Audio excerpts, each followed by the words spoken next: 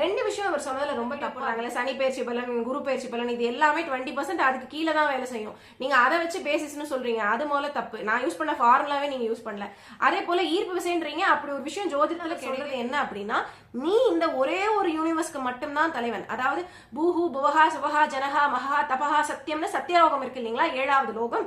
பூமியிலிருந்து மேலே 7 லோகம். அந்த 7வது லோகத்தினுடைய பிரம்மாவுக்கு டவுட் வருது, இவர் தான் வந்து உண்மையிலேயே பரதேவதையா, மகாவிஷ்ணுவே வந்து நீங்க பிறந்திருக்காரான்னு.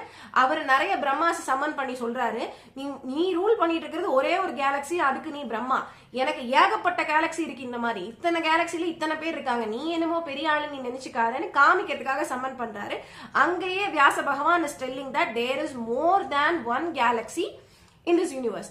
நம்ம இப்பதான் கண்டுபிடிச்சிருக்கோம், நம்மளது வந்து மில்கி வேங்கிற ஒரே ஒரு கேலக்சி தான்.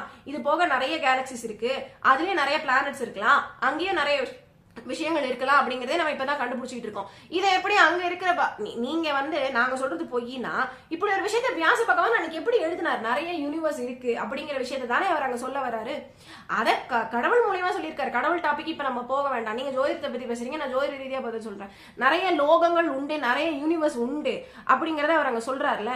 இன்னைக்கு அதைத்தானே நீங்க சொல்லிட்டு இருக்கீங்க, நிறைய கேலக்சிஸ் உண்டு அப்படிங்கறத அன்னைக்கு அவர் பெருமாள் சொன்னதை தானே இன்னைக்கு நீங்க வந்து சொல்லிட்டு இருக்கீங்க. பெருமாள் சொன்னதை வியாச பகவான் எழுதியிருக்காருன்னா வியாசருக்கு தெரியாம அவர் எழுதினாரா, இல்ல வியாசருக்கு அப்ப தெரிஞ்சதே நீங்க இப்பதான் கண்டுபிடிச்சிருக்கீங்களா?